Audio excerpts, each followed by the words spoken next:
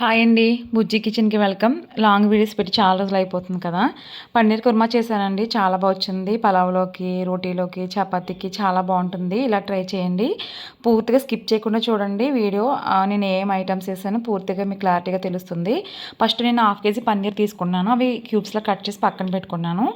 Oil and నెయ్యి కూడా వేసుకోవాలి. ఘీ వేసుకొని కొంచెం మరిగిన తర్వాత మనం పన్నీర్ ముక్కలు కట్ చేసి పెట్టుకున్నాం కదా! క్యూబ్స్ లాగా అవి వేసేసి ఫ్రై చేసుకోవాలి. ఎక్కువ కలర్ వచ్చే వరకు కాకుండా గోల్డెన్ కలర్ వస్తే సరిపోతుంది. మరి ఎక్కువ ఫ్రై చేసేస్తే గట్టి వచ్చేస్తుందండి పన్నీరు. అందుకని చెప్పి మనం గోల్డెన్ కలర్ వచ్చే వరకు ఫ్రై చేసుకుంటే సరిపోతుంది. కొన్ని క్యూబ్స్ ఫ్రై చేసుకున్నాక నెక్స్ట్ మళ్ళీ వేరే కూడా వేసేసుకొని అవి కూడా ఫ్రై చేసుకుని పక్కన పెట్టుకోవాలి.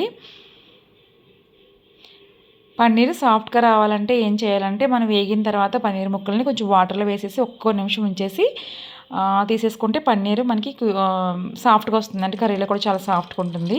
నెక్స్ట్ కాజు జీడిపప్పు కూడా ఫ్రై చేసుకోవాలి. జీడిపప్పు ఆల్రెడీ పేస్ట్ కూడా వేస్తాము.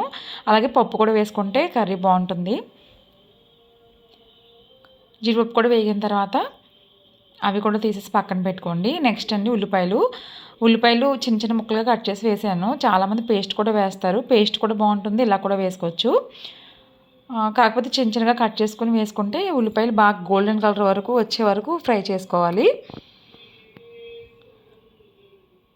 ఉల్లిపాయలు బాగా వేగిన తర్వాత పచ్చిమిర్చి వేసుకోవాలండి. పచ్చిమిర్చి కూడా వేగిపోయిన తర్వాత నెక్స్ట్ ఏంటంటే వెల్లుల్లిపాయ పేస్ట్ అండి. వెల్లుల్లిపాయ పేస్ట్ అల్లం పేస్ట్ వేరేగా చేసుకున్నాను. 1 స్పూన్ వెల్లుల్లిపాయ పేస్ట్, 1 స్పూన్ అల్లం పేస్ట్ వేసాను.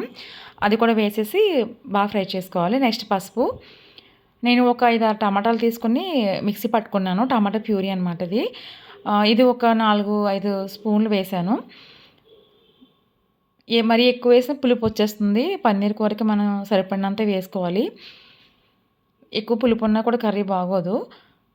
అది కూడా వేసేసి కొంచెం ఆయిల్ పైకి తేలే వరకు ఫ్రై చేసుకోండి. నెక్స్ట్ జీడిపప్పు గసగసాల పేస్ట్ అండి. ఇది జీడిపప్పు గసగసాలు నానబెట్టేసి పేస్ట్ చేసుకున్నాను అనమాట. నువ్వుల పొడి కంపల్సరీ వేసుకుంటే టేస్ట్ బాగుంటుందండి. నువ్వుల పొడి 1 స్పూన్ నువ్వుల పొడి కూడా చేసుకుని పక్కన పెట్టుకున్నాను నేను. నువ్వుల పొడి వేయడం వల్ల కర్రీ కమ్మగా ఉంటుంది. నెక్స్ట్ గరం మసాలా పౌడర్ అండి. హోమ్మేడ్ గరం మసాలా పౌడర్ ఇది. నేను ఆల్రెడీ వీడియో పెట్టున్నాను. బిర్యానీ మసాలా అలా చేయాలి కూడా చూపించాను. సో చూడకపోతే నా ఛానల్లో ఉంది చూడండి. నెక్స్ట్ కారం వేసుకోవాలి. తగినంత కారము, సాల్ట్ కూడా వేసేసుకొని కొంచెం మగ్గనిచ్చిన తర్వాత పెరుగు వేసుకోవాలి. పెరుగు గ్లాస్ పెరుగు వేసాను. హాఫ్ కేజీకి 1 గ్లాస్ పెరుగు వేసాను నేను. కమ్మటి పెరుగు వేసుకోవాలండి. పులుపు ఉన్న పెరుగు అయితే వేసుకోకూడదు. ఇది కూడా వేసేసి నూనె పైకి తేలే వరకు కొంచెం మగ్గించుకోండి. నా ఛానల్ మొదటిసారిగా చూస్తున్నట్లయితే సబ్స్క్రైబ్ చేసుకోండి. లైక్ ఇవ్వడం మాత్రం మర్చిపోకండి. సబ్స్క్రైబ్ చేయని వాళ్ళు కూడా సబ్స్క్రైబ్ చేయండి ప్లీజ్. నెక్స్ట్ ఏంటంటే 2 గ్లాసెస్ వాటర్ వేసేసి మూత పెట్టి బాగా మరగనివ్వండి. పన్నీర్ త్వరగా కుక్ అయిపోతుంది కాబట్టి ఇది గ్రేవీ బాగా కుక్ అయితే సరిపోతుంది. పన్నీర్ కూర చాలా రకరకాలుగా చేస్తుంటారు కదా! ఈసారి ఇలా ట్రై చేయండి. రెస్టారెంట్ స్టైల్ కన్నా బాగుంటుంది కర్రీ.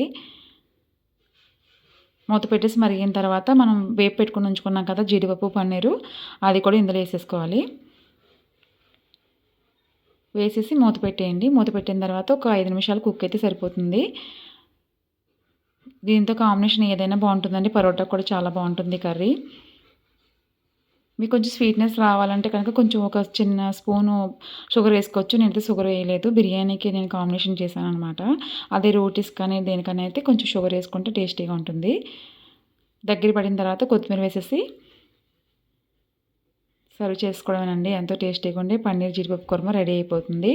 తప్పకుండా ట్రై చేయండి. సబ్స్క్రైబ్ చేయడం మాత్రం మర్చిపోకండి. లైక్ ఇవ్వండి. మీరు ఇదే విధంగా కర్రీ చేస్తే పన్నీర్ కూడా చాలా సాఫ్ట్గా వస్తుంది. చాలా బాగుంటుంది. తప్పకుండా ట్రై చేయండి. మరో రెసిపీతో మళ్ళీ కలుద్దాం. Thank you for watching.